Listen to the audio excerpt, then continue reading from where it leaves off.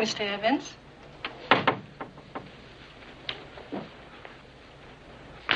Monday morning is never good. Anything important? David Norliss on 3. Ah. Hello, David. Been a while. How's the book coming? Sanford, I've got to talk to you. Yeah, I know. You want to tell me that it's only half written. We're going to have to delay our... Half written, hell, I don't have a word on paper. It's been almost a year. I know how long it's been, Sanford. But I can't write it. I'm afraid to write it. You're not making sense. We gave you a sizable advance to write a book debunking the supernatural, which was your idea, not ours. And now you tell me, a year later, you haven't even started it. I'm into the book. Deep into it. But, it's on tapes. A series of tapes. When you hear them, you'll understand.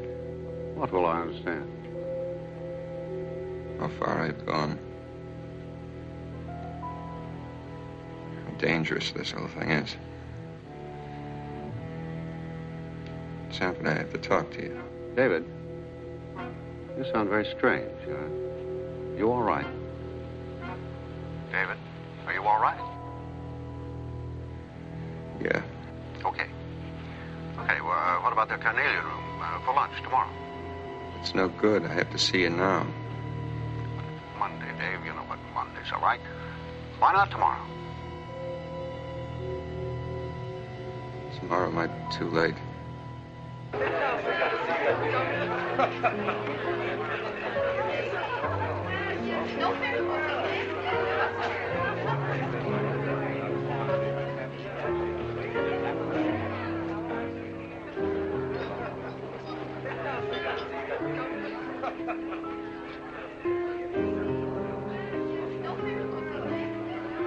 Do you wish to order now, sir? No, just bring me a phone.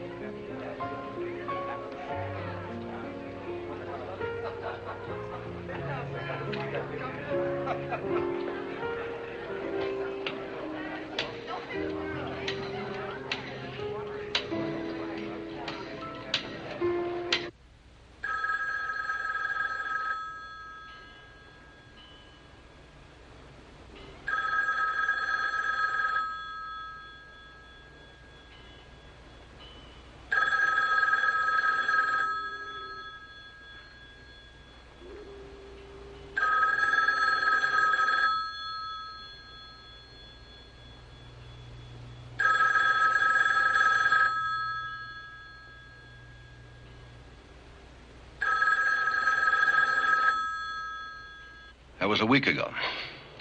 He never showed for lunch, never phoned to explain why, and I haven't been able to contact him since.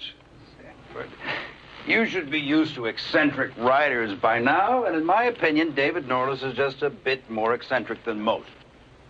Ed, I'll never get over this view. There is something wrong. I wish you'd check this thing out. Find out where he is. Sanford, I'm his lawyer, not his nursemaid. Please. All right, I'll look into it. I still say you're making too much of a broken lunch date.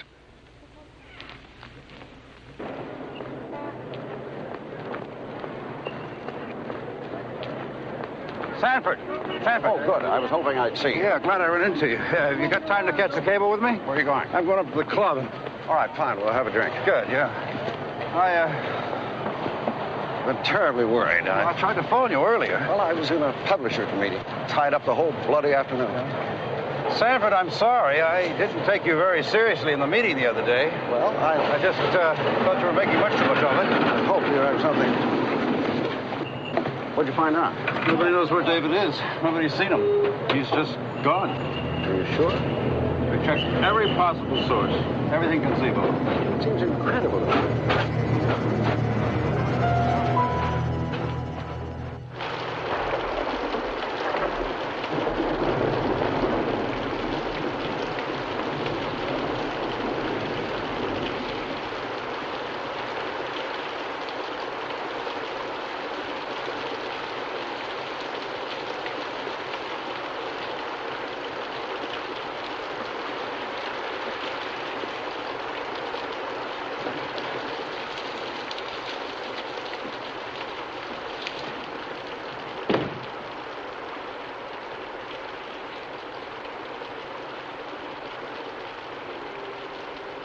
David?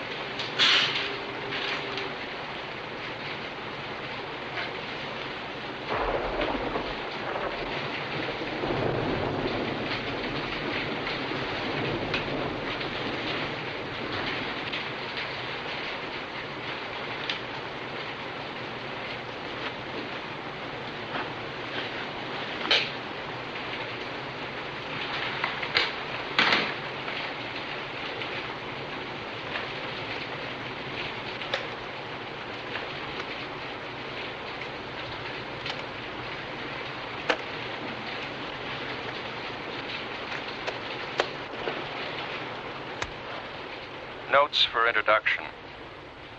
Today is Thursday, September 25th. And I might as well get started with this thing. Get the book rolling with what I've got so far. God knows it isn't taking the direction I assumed it would. This whole thing began when my natural writer's curiosity was aroused by an article I'd read in a weekly periodical. The article was concerned with the commercial aspects of spiritualism and the occult. My original idea was to expose the phonies who were bilking millions of dollars each year out of their gullible victims.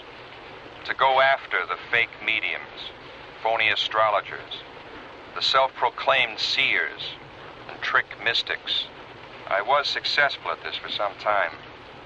The floating face, which was a dummy's head on a wire, the ghost of a woman's son, who turned out to be the medium's own kid in a weird getup.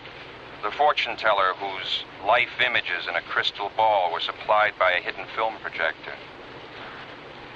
But then I got into this business with Ellen Cort.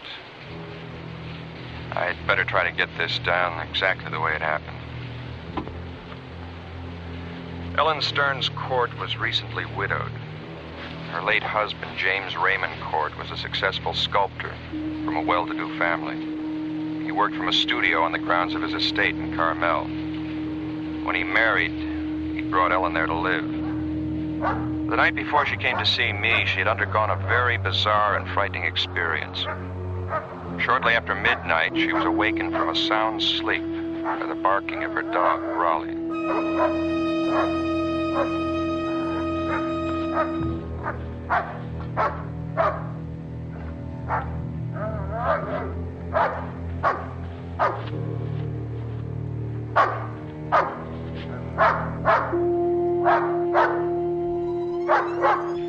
What is it, Raleigh? What's the matter, boy? Somebody out there?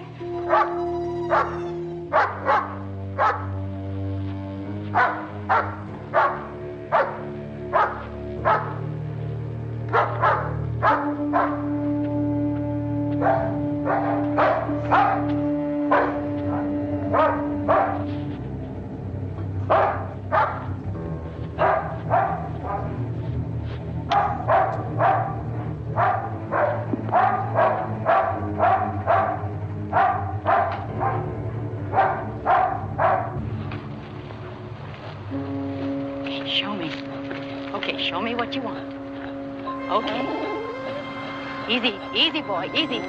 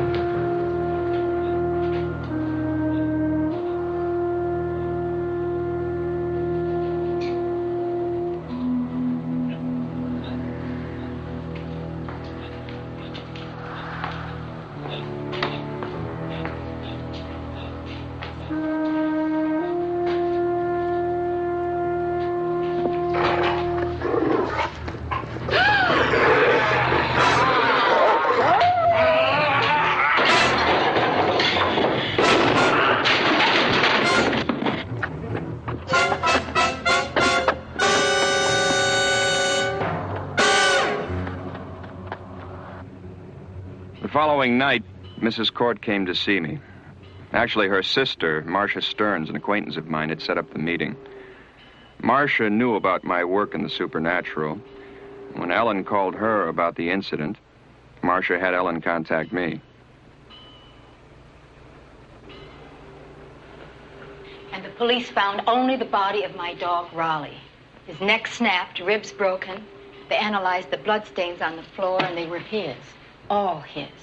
Are you sure you hit the man when you fired the shotgun? I'm telling you, I hit him. Well, think about it. You were upset. You saw your dog killed. You could have missed. I've handled guns before. He was right in front of me in my direct line of fire. The charges hit him, smashed him backward, and that's when I ran. But when the police arrived, there wasn't a trace of him. No, he was gone. And when I told them who it was, they wouldn't believe me. Now that's why I've come to you. Well, Mrs. Cort, why wouldn't the police believe you? Because the man I shot was already dead. It was Jim. My dead husband, James Cort.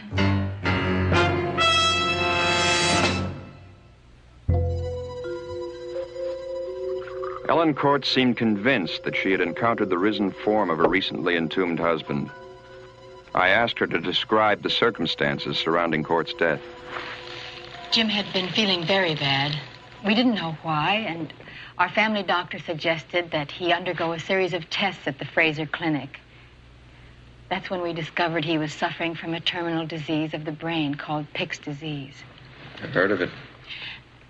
There's no cure, there was no treatment, and I don't know, Jim just seemed to change almost overnight. He was confined to a wheelchair, would no longer work. He even had me board up his studio. He wouldn't even talk about his work. Was he at all involved with the supernatural? Yes, he was. And it started just before his death. Well, tell me about that. I'd arranged an exhibit of Jim's sculptures at the Langdon Gallery. And he met a woman there named Madame Jekyll. She owns an antique shop here in San Francisco, and part of her business involves the occult. In what way? She deals with objects that are supposed to have occult power. She even claims to cure the sick, and Jim believed her. No doubt asked him for a lot of money, too. No, she didn't. As far as I know, Jim never gave her a penny, not even for that ring. What ring? An Egyptian scarab. Something to do with the god Osiris. Osiris is an Egyptian god involved with the doctrine of immortality. Yes. The ring was part of an agreement he made with her. You used the word agreement. What kind of agreement did they have? I wish I could tell you. I can't. All I know is Jim accepted that ring in return for some kind of promise. He refused to discuss it. Where's the ring now? Do you know where it is? Yes. It's in his coffin. His coffin? Jim even specified that he was to be buried with that ring. That it be kept on his hand. And his body is in the crypt in the grounds of the estate. That's where his body should be. But after what I saw last night, I don't know anymore. The next afternoon, I had lunch with Marcia, who was taking a flight to New York. She was quite worried about her sister. But you know I'm not easy to panic. And when Ellen phoned me, I knew she was desperate. I suggested she talk to you. Actually, we haven't been close for over 3 years since she married that James Cort. Why, did you get along with Cort? No, I didn't. And when Ellen married him, it affected our relationship. We just haven't seen very much of each other. And now when she really needs me, I can't be here. How long do you have to be in New York? Well, only a few days. But I felt that we should talk before I left. It's important. If she says that she saw James alive, well, then somehow I... Sure. If I didn't believe she was telling me the truth, as she knows it, I wouldn't be here. I know, but it's just all so fantastic. I mean, how could such a thing be possible? I don't know. But we're certainly going to try to find out. However, before I was able to contact Ellen again, another bizarre incident occurred. That night in Carmel, a salesgirl was closing her shop for the day. Millie Parks, pretty, blonde, in her early 20s, was tired after a full day's work. She was anxious to close up, get into her car, and drive the 6 miles to her home, a small one-story beach house on the ocean near Big Sur.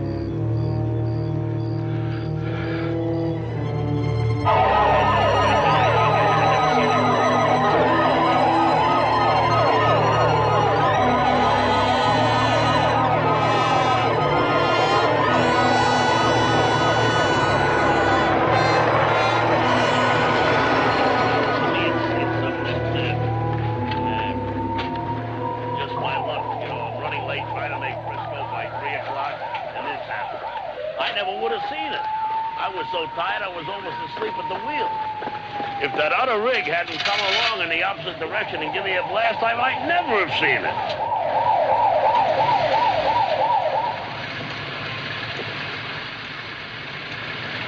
It's unbelievable. Sheriff, huh? I suppose you want to talk to me about it. No? All right.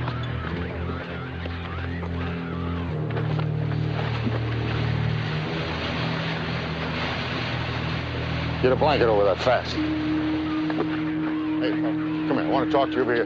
Gene, Mike, get these spectators out of here. Come here. Is that the way you found her? Yeah, but I ain't seen nobody ever look like that after no car crash, Sheriff. She was like Never mind what she was. You just keep shut on that part of it. Anybody ask you, you just found her dead in the car. Sheriff, nobody looked like that. I just got through telling you, I don't want any more talk about this at all. Now, is that clear? Yeah, it's clear, but let me ask you something. How am I going to forget the color of that face? Help him get on his way, will you, Charlie? Charlie.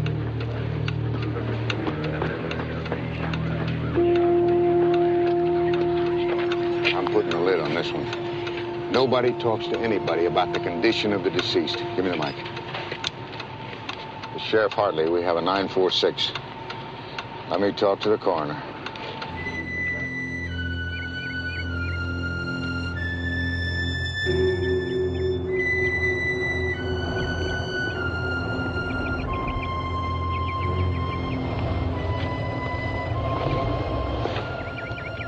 You know where I am if you need me.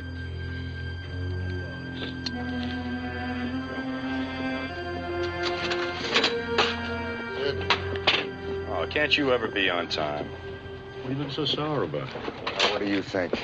You know, every time I manage to steal an afternoon, up come the rain clouds. I don't know what you're crying about. It doesn't look so bad to me. Well, if I came from Chicago, it wouldn't look so bad to me either. Hey, what about the autopsy report? I didn't get it yet. Oh, might be ready now. Why don't I call the office and find out? What is It's going to take a couple of minutes. Why don't you go get changed? Oh. You like playing those. Oh, you're funny. I'll meet you in the first tee.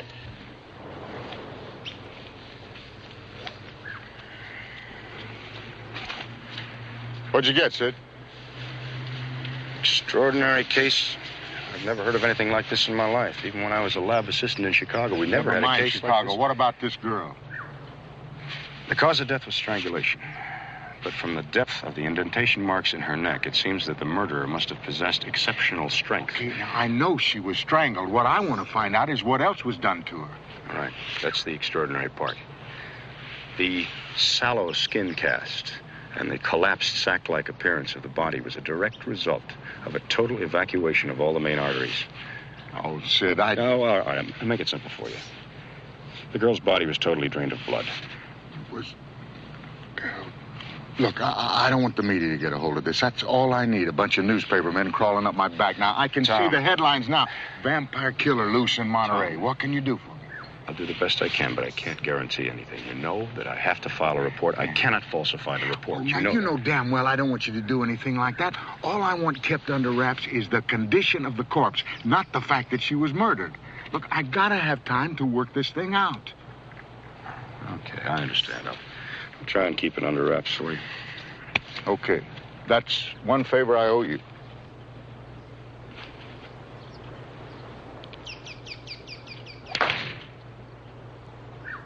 From the looks of that one, I'm going to have to take 2 shots aside for Sid, now you know the only people who give shots are doctors. Tee it up.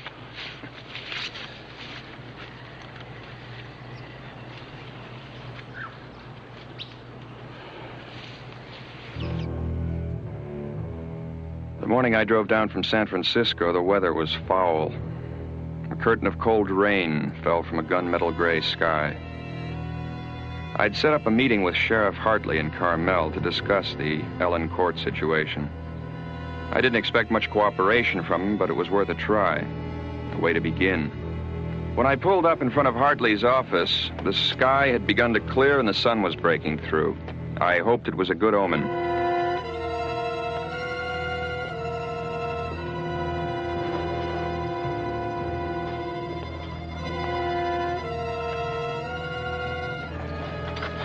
Mr. Norliss, at the risk of seeming inhospitable, I just don't understand why any of this would interest a man who spends his time,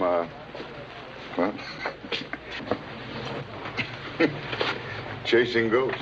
I'm sure you find this all very amusing, Sheriff. Mrs. Cort swears her husband is alive. She asked me to help her. I agreed to. What do you want from me? Any information that ties in with the man she shot in her husband's studio. Shot at. It's plain she missed him. Nobody can take a shotgun charge and keep walking. Look, she saw an intruder, she went panic. He could have been anybody, some bum looking to spend the night indoors. It gets cold out here in these woods at night. Now, I'll bet you that right now your ghost has hopped a freight and is halfway to Chicago. As for information, I don't have any to give. What about that girl who was murdered in her car the other night? What's her name? Millie Parks? Well, what about her? Well, I stopped in town before I came here and heard a few people talking about it. Well, it's like they say. Read all about it in your daily newspaper. I have. Somebody hid in the car, strangled her, the car hit a tree. Now, that's all there is to it. Mm-hmm. Are you sure that's all there is to it? Mr. Norliss, now, are you saying there's some connection between that dead girl and Mrs. Cort's ghost? I'm not saying anything. I'm just asking questions. That's what I get paid for. And I'll handle it if it's all right with you, Mr. Norliss. Sure, Sheriff. It's all right with me. Just seems that there are a lot of nervous people in town. I think they saw a lot more than they're willing to talk about. Like I said, that's police business. Okay. Thanks for the information.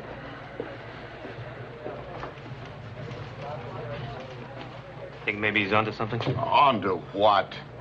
Now, there's a very simple explanation to this whole thing. All we've got to do is find it. Well, I hope so, Tom. I sure hope so. Oh.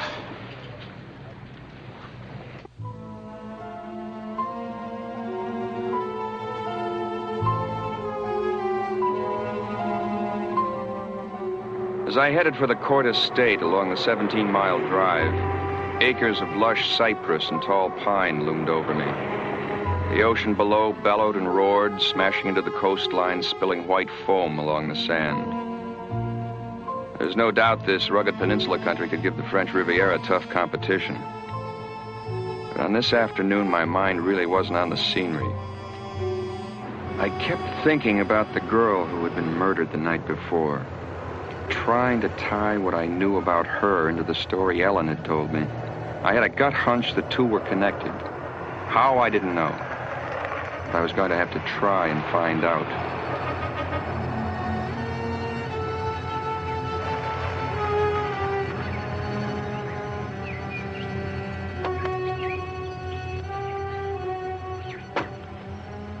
Hello, Mrs. Cort. I really do appreciate your coming.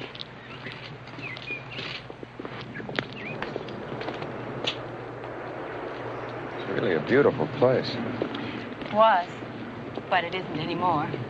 Not for me. I let the servants go after Jim's death, and now I'm trying to sell the estate. Would you like some coffee? Sure. So you mean to tell me you're out here all alone? I had Mrs. Harrison with me until today. She'd been with the family for years, so I kept her on to look after the place, but that girl's murder frightened her. She turned in her notice this morning. Said she wouldn't stay this far out of town after dark. Well, she makes sense. I think it'd be a good idea if you went back into town with me tonight and stayed at the inn. Yeah, I guess maybe you're right. I didn't sleep a wink last night. Every time the house creaked, my skin crawled. Kept imagining I heard noises from the woods. Think we could take a look at your husband's studio? Sure. I'll get the keys.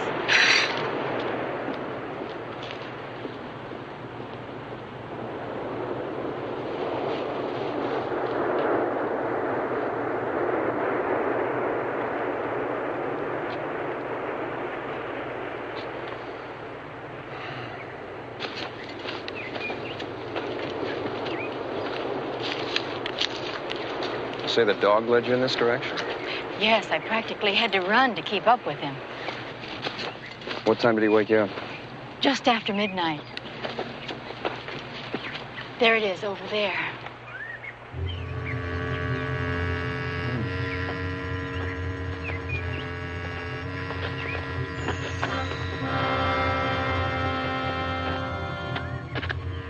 Jim loved this place. Used to be a barn before he converted it into a studio. What the people in town tell me, your husband was something of a recluse. Oh, I suppose that's true, but he liked being alone.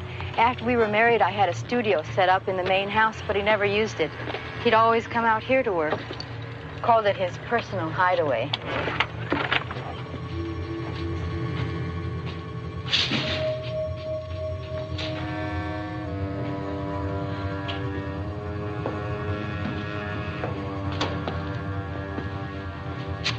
Is this from the dog? Yes, all of it. He killed Raleigh as easily as you'd smash a fly, and he was a German shepherd, a very powerful animal. Now, you say you had to unlock the door to get in. That's right. The question is, how did he get inside? Is this the corner he came from? Yes. He was standing right here. I'll never forget his eyes. They were horrible, wild, staring at me. How long has it been since you've been out here? I haven't been here since Jim died.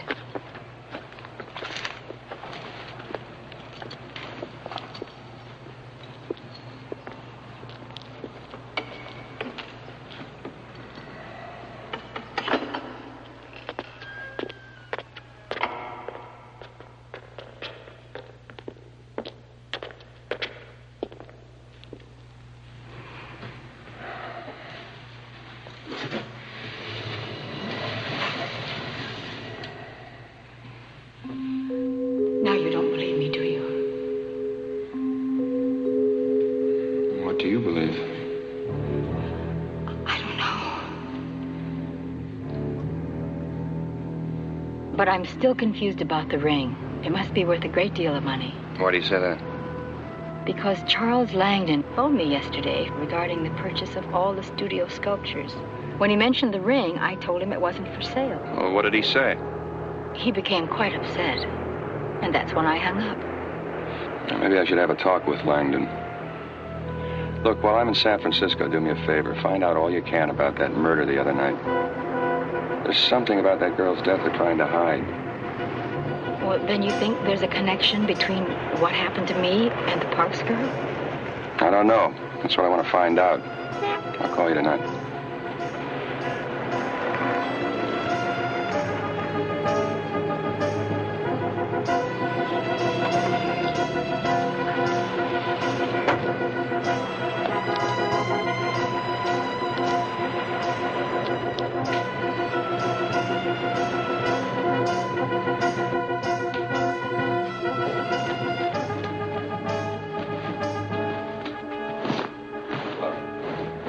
Be of some assistance? Yes, you might. You tell Mr. Langdon that David Norliss is here to see him. If you'll be so kind as to follow me.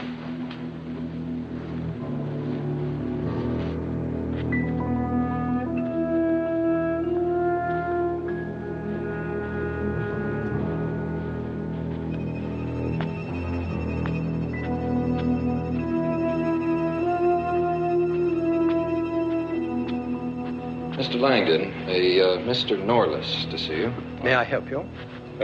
David Norliss. Oh, I know you. I enjoyed one of your books very much. Really? Which one? I have a terrible memory for titles. It dealt with undersea life, and I believe it was off the coast of Yugoslavia. The Man Below. Yes. I'm glad you liked it. I did. You're the only one who read it. Come. May I show you something here? No, thank you. I would like to ask you some questions. Regarding your association with James Raymond Cort. Oh? You see, I'm looking into his death. Looking into? In what capacity? There's a private investigator working for Mrs. Cort. Well, I'd be glad to help Ellen, but, it seems a little bit on the bizarre side. There was nothing of a mysterious nature about James' death. Well, you won't mind answering a few questions, will you? Fire ahead. How well did you know him? Well, we were closely associated. You see, our gallery is the main outlet for James' work here in San Francisco for the past several years. I've placed a great number of his works with collectors, and I've arranged for a few special commissions, things of that sort. Mm-hmm. Well, how much do you know about the occult, Mr. Langdon? Very little, actually. Doesn't interest me at all. That's interesting, because Mrs. Cort was saying... Could we talk upstairs? Sure. Please.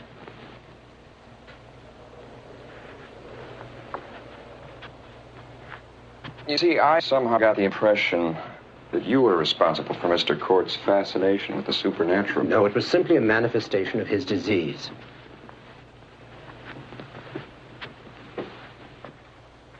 You do know Madame Jekyll, don't you? In a business sense. I frequently send people to her shop.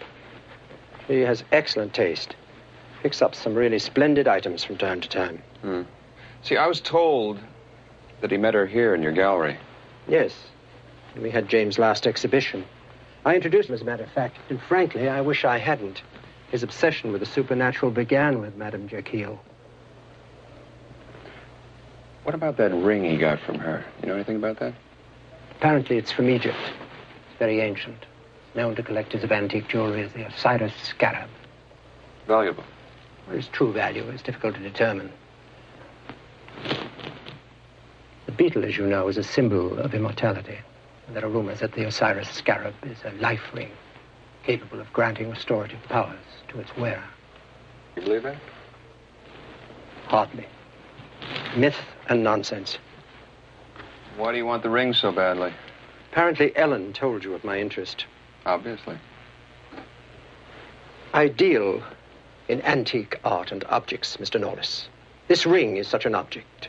It has a fascination for those of us who are connoisseurs. So certainly I should like to own the Osiris scarab. Well, Mrs. Cort told me that you demanded to know why the ring wasn't for sale. Well, naturally, I was disappointed, and I vented my disappointment over the telephone. It was purely an emotion of the moment. So she didn't tell you why she wouldn't sell the ring, or where it is? No, she did not. You know where it is? Mm-hmm. You see, Mr. Cort's will declared that the ring should be buried with him. It's now on his finger in the family crypt. How curious. How very curious.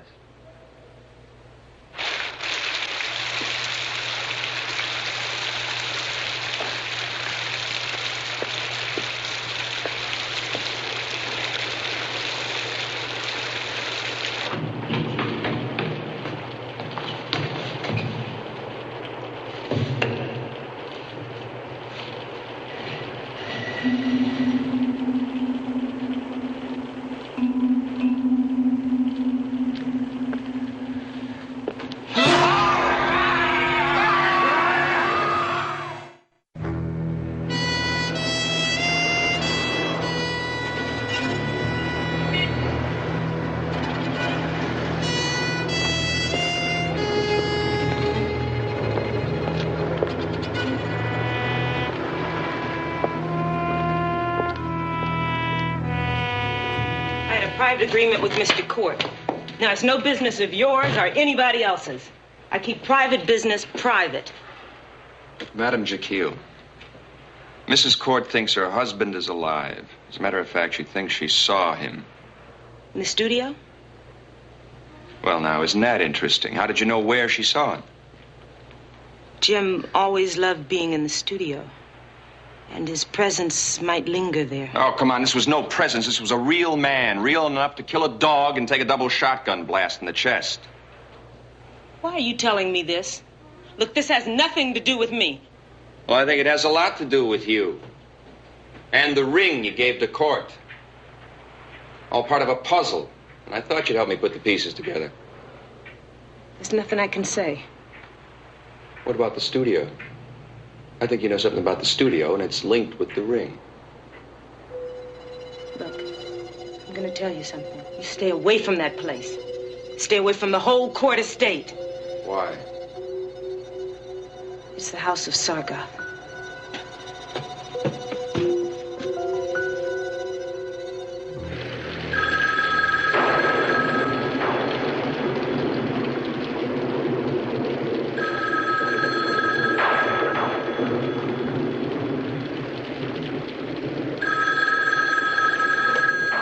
Hello? Ellen, it's David. How are you? Okay, but it sure is raining here. Listen, I think I'm onto something.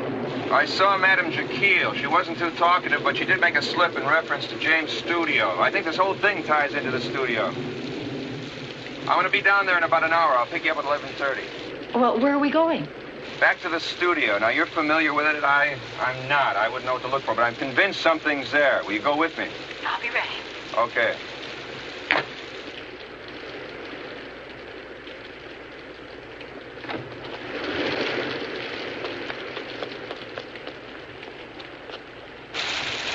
Midnight. I was worried. I thought something might have happened to you. The storm slowed me down. I ran into a lot of heavy traffic. What do you expect to find at the studio? I don't know. I'm not sure. Did you find anything out about the Parks girl? No, only that there seemed to be something strange about the body. Like what? Like she had no blood.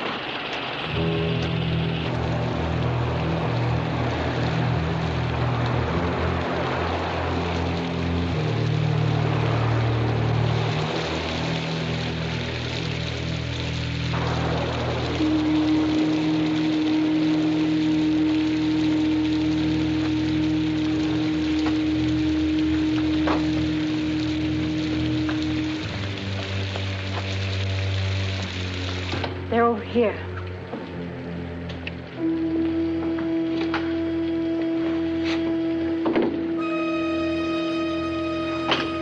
I hate to put you through this. I'd rather have done it alone. No, I'm glad I can help. Anyway, I was going stir crazy waiting back at the inn.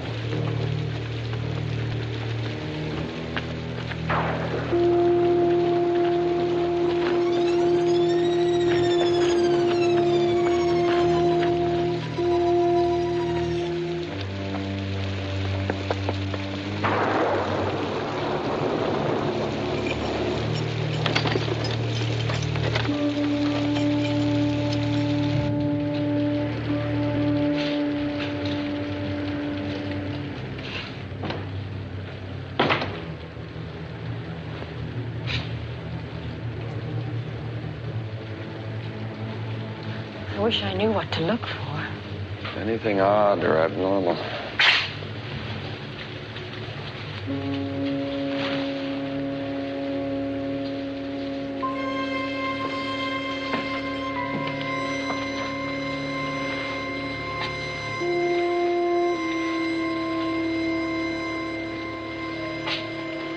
What's this? I don't know. I've never seen it before. I wasn't here the other day. I know. You sure he didn't start this just before he died? No. This isn't his. It's not like his work. Look at the face.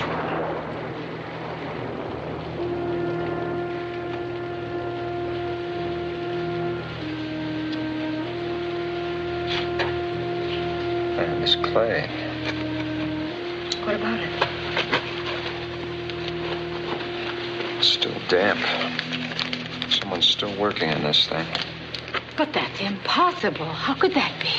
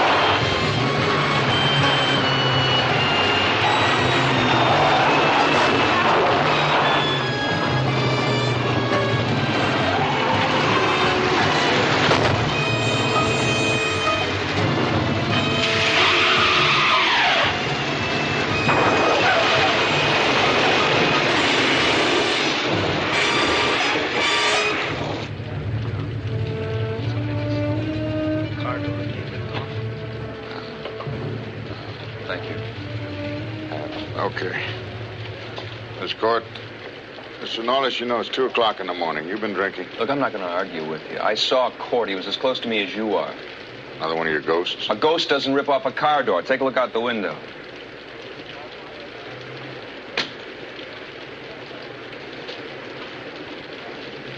He did that? He did that. Mrs. Cort, are you all right?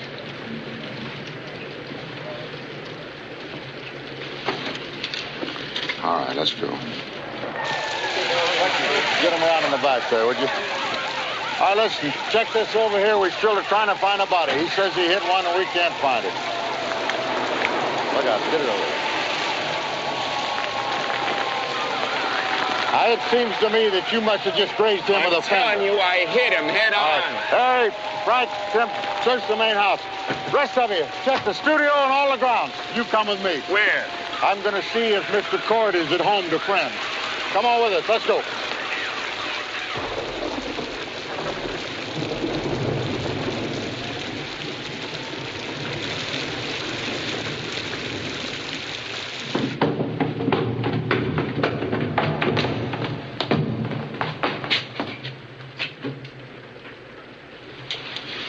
Someone's taken the body.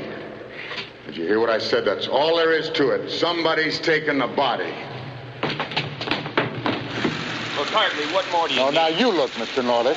I just don't buy your zombie story. As far as I'm concerned, we got a prowler that looks like Mr. Cort, who assaulted you people when you caught him doing his job. This is Cort. Now, for his own reasons, he removed Mr. Cort's body. Now, I'm still in the dark as to why. Maybe it's to follow up the disguise. How do you explain the abnormal strength? Do you think I pulled the door off the car? I don't try to explain anything. If I did, I would say that you snagged the open car door on the garage in your hurry to get out. Now, look, when people panic, they do funny things. What are you going to do about all this? Assuming that we don't find the prowler on the grounds, and I agree that's very unlikely, then I'll have the woods searched. In the meantime, it's late, and I'm tired. I'm going to take Mrs. Cort back to town. You follow us. When you get there, you can sign a complaint. Let's give up on this wild goose chase.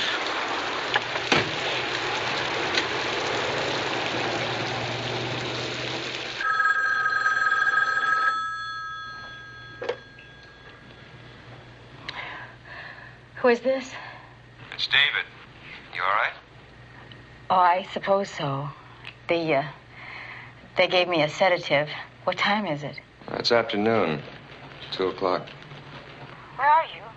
I'm at home. I'm trying to reach Charles Langdon. Has he called you? No. No one's called. And that sheriff still won't believe me. Thinks we're both crazy. Did you show him the sculpture we found? No.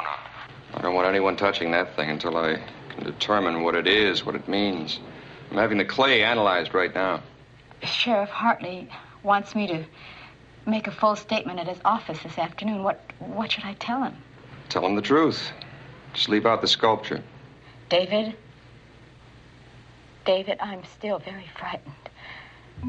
He's out there, alive, and you and I know he's out there. Why won't the sheriff believe us? I mean, what's it going to take to make him believe us?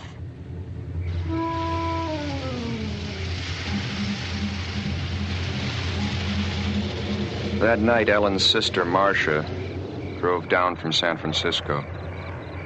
She had returned from her trip to New York earlier than expected. And unfortunately, when she tried to reach me, I was out. It was after midnight when she pulled into the deserted Cort estate. And when she found no one there, she was already too tired to make the half-hour drive to Carmel. And since another storm was building, Marcia decided to seek closer lodgings. By the time she'd arrived at the Orange Grove Motel, a small off-the-road scattering of faded cabins, the storm had broken, and the rain had begun to fall.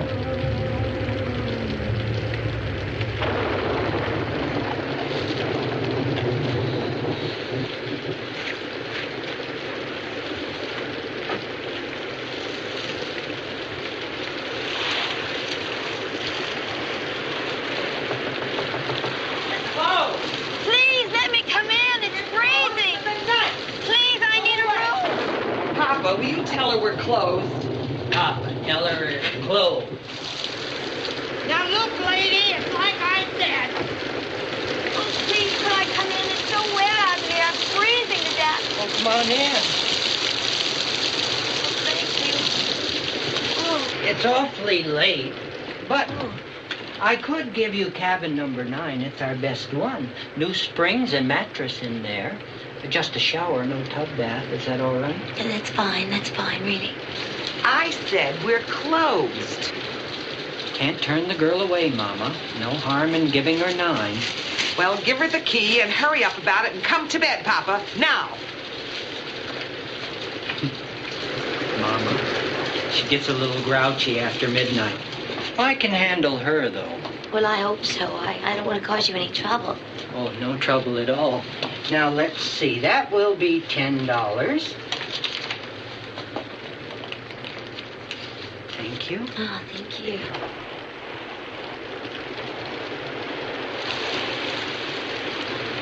Can I help you with your things? No, thank you. I can manage. Pleasant dreams.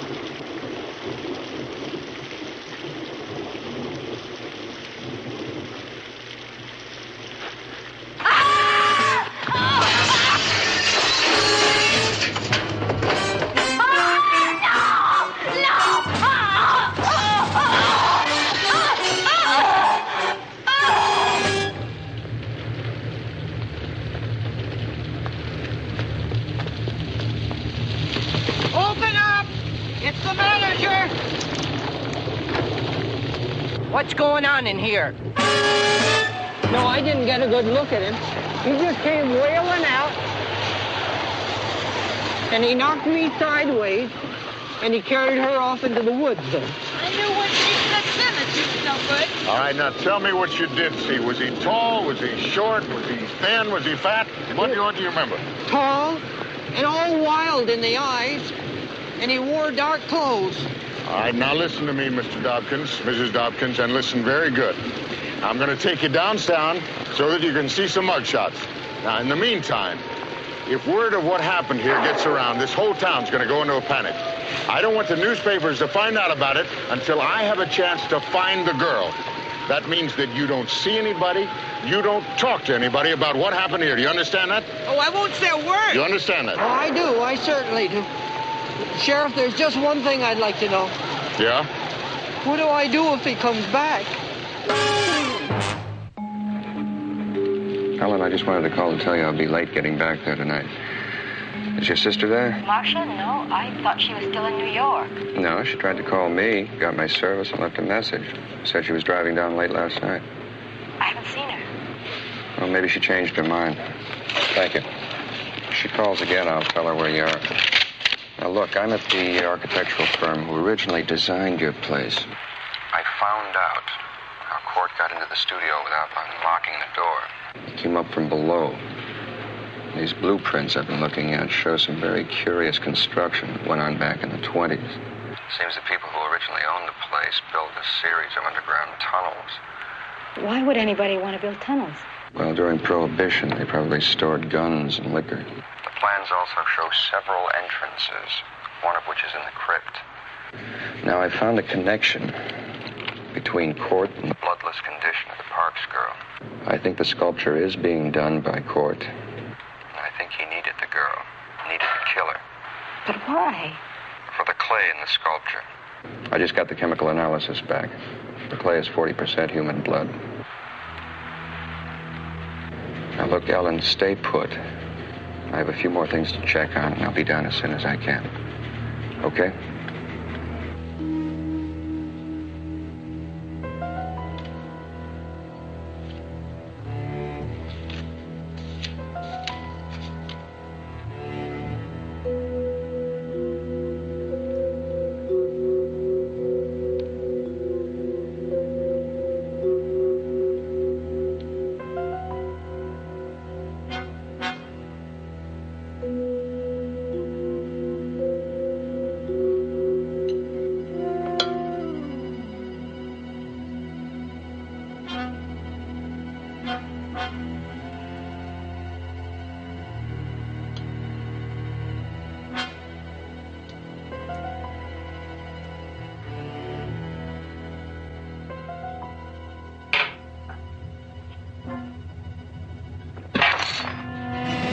I've got to talk to you.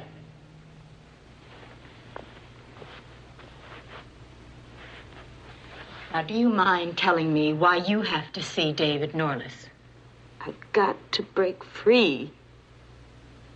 I've got to strike back at them. The powers of darkness.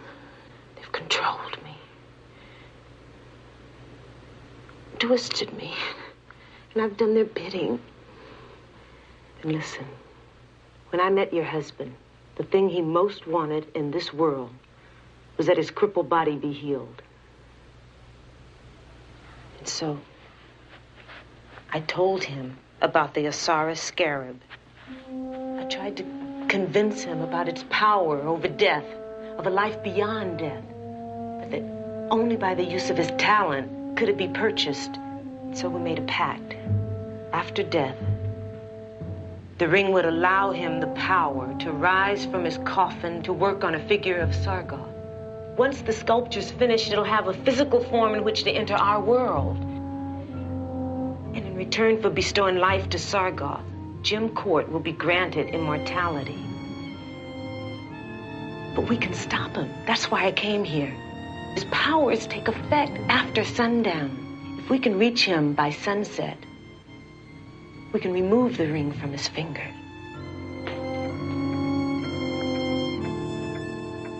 Mr. Norliss, I have a message for you, sir.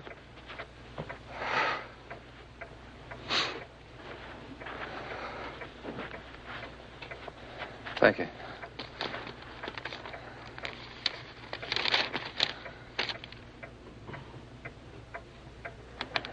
When did Mrs. Cort leave? 15 or 20 minutes ago, I guess. She and the other lady, they left in a big hurry. How long before it gets dark here? About a half hour, I guess.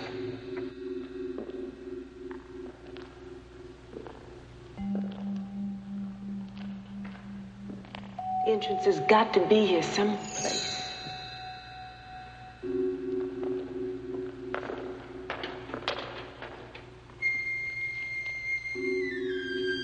Over here, I think I found it.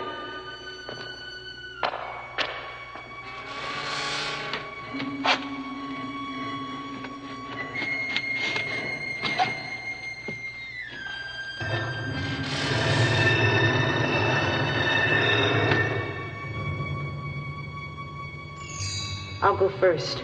Maybe we should wait. We don't have time. We can't wait.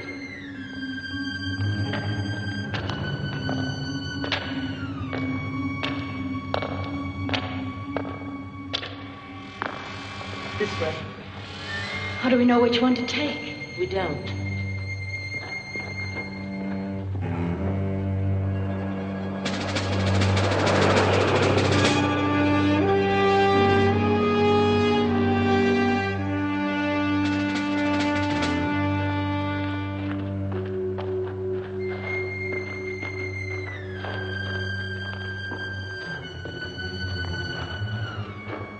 You take that tunnel and I'll take this one. What if I find his body? Then you remove the ring. Well, let's go.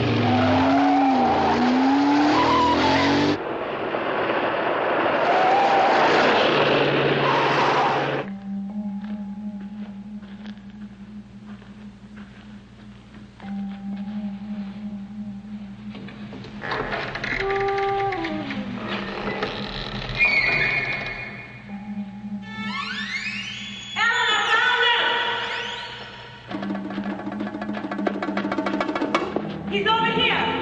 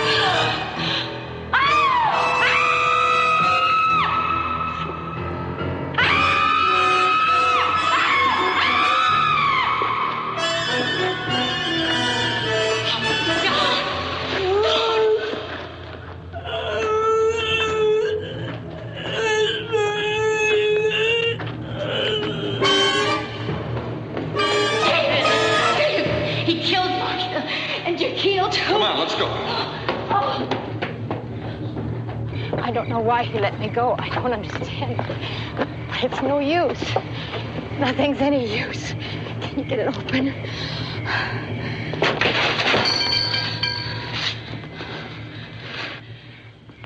It's been moved. It's almost finished. Everything but the eyes.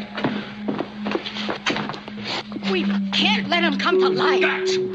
Gotta let him finish. Let me. It's the only thing that can stop it. What are you doing? Making a blood circle. According to medieval alchemy, you can enter a blood circle, but if it's on fire, you can't get out. What's that? Hurry.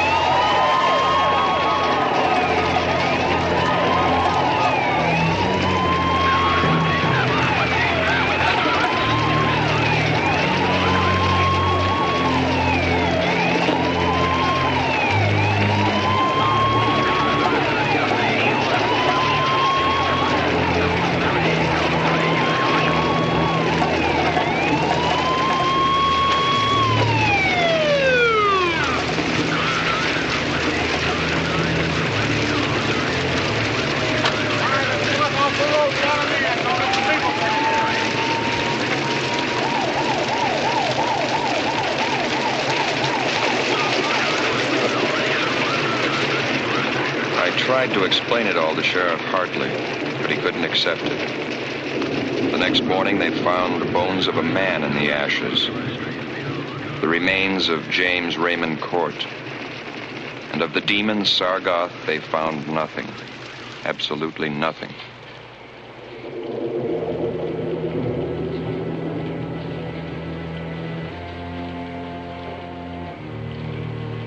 Sargoth. Strange name.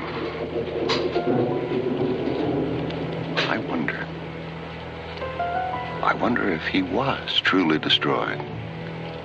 Or could could he be the key to David's disappearance?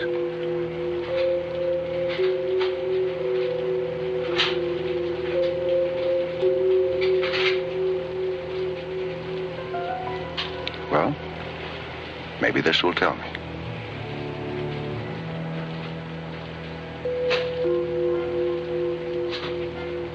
Chapter 2, December 4th. It was a rainy afternoon when I received the letter.